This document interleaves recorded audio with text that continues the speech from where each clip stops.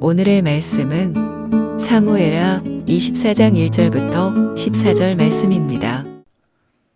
할렐루야. 오늘 하루도 여러분 삶 가운데 하나님의 은혜와 평강이 함께하길 축복합니다.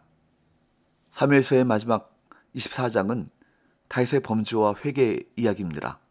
1절 여호와께서 다시 이스라엘을 향하여 진노하사 그들을 치시려고 다윗을 격동시키사 가서 이스라엘과 유다의 인구를 조사하라 하신지라. 여호와께서 다시 이스라엘을 향하여 진노하셨다라는 말이 무엇을 뜻하는 것인지는 분명치 않습니다. 다시라는 표현으로 봐서 앞서 있었던 3년 기근이 첫 번째 진노의 결과가 아니었을까 추정됩니다. 그런데 본문에 언급된 여호와 하나님의 진노는 무엇 때문인지 알 수 없습니다. 본문이 이에 대해 침묵하고 있기 때문입니다. 진노하신 여호와께서는 이스라엘을 치시려고 다윗을 격동시키셔서 이스라엘과 유다의 인구를 조사하게 하셨다라고 말씀하고 있는데, 이는 다윗이 품은 생각을 실행에 옮기도록 허용하신 것입니다. 다윗은 2절에서 요압에게 최북단 단에서부터 최남단 브엘세바까지 이스라엘 전체 인구를 조사하게 합니다. 3절에 보면 요압은 그 의도가 선하지 않음을 알고 반대 의견을 피력하긴 합니다. 그러나 4절에 보면 다윗은 고집을 꺾지 않고 계속해서 명령하여 인구 조사가 시행됩니다. 여기서 인구 조사가 왜 문제가 됩니까? 이것은 단순한 인구 조사가 아니라 칼을 빼는 담대한 자, 9절 말씀이죠. 그 수를 알아보려고 하는 것입니다. 즉, 이 나라의 군사력이 얼마나 되는가, 이걸 측정하고자 하는 것입니다. 우리는 여기서 다윗이 자신의 군사력을 의지하고 있음을 알 수 있습니다. 이것은 참으로 큰 죄가 아닐 수 없습니다.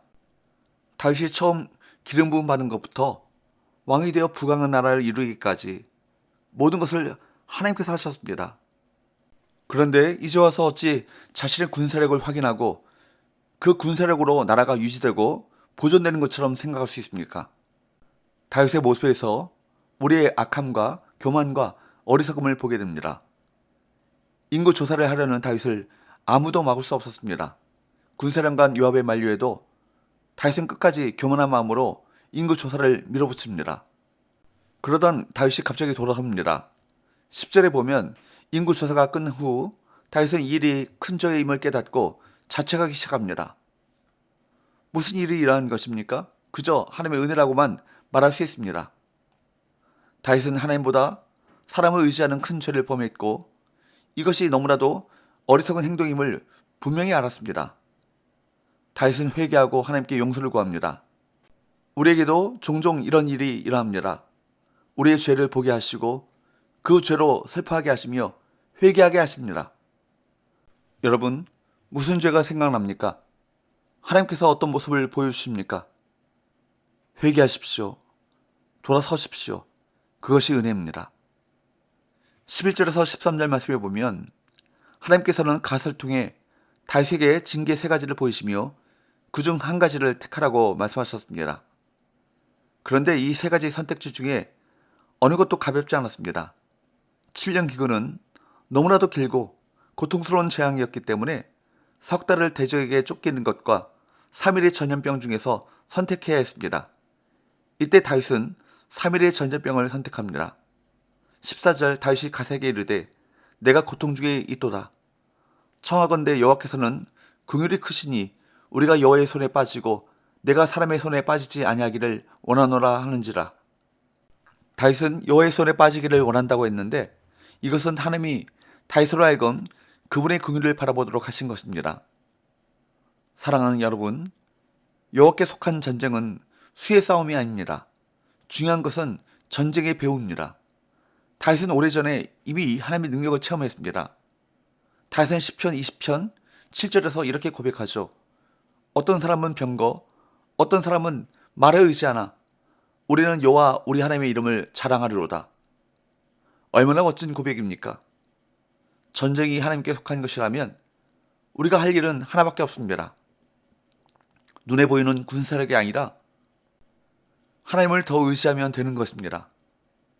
그렇게 다윗은 병과 말의 수를 자랑하지 않았고 하나님의 이름을 의지했던 믿음의 사람이었습니다.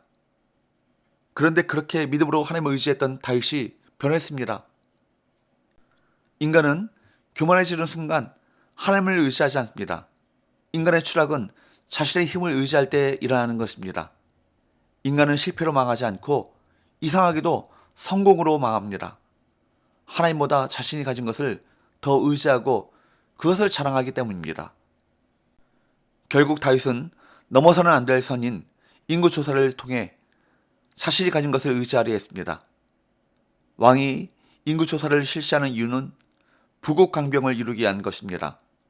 하지만 다윗은 이 일을 계기로 이스라엘이 사람의 능력으로 다스리는 나라가 아님을 더 절실하게 깨닫게 되었기에 사람이 아닌 하나님의 손에 당하는 징벌을 선택했던 것입니다.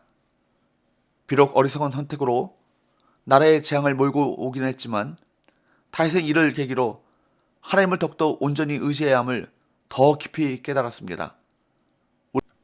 우리도 과거의 잘못을 반복하지 말고 그 안에서 교훈을 얻어 하나님께서 기뻐하시는 백성으로 변화되어 가야 할 것입니다. 우리도 종종 죄를 범합니다. 그러나 죄를 가볍게 여기서는 곤란합니다.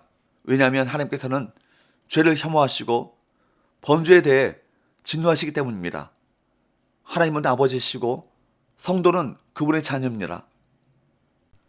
그렇기 때문에 하나님께서는 징계하심으로 죄의 심각성을 알려주십니다.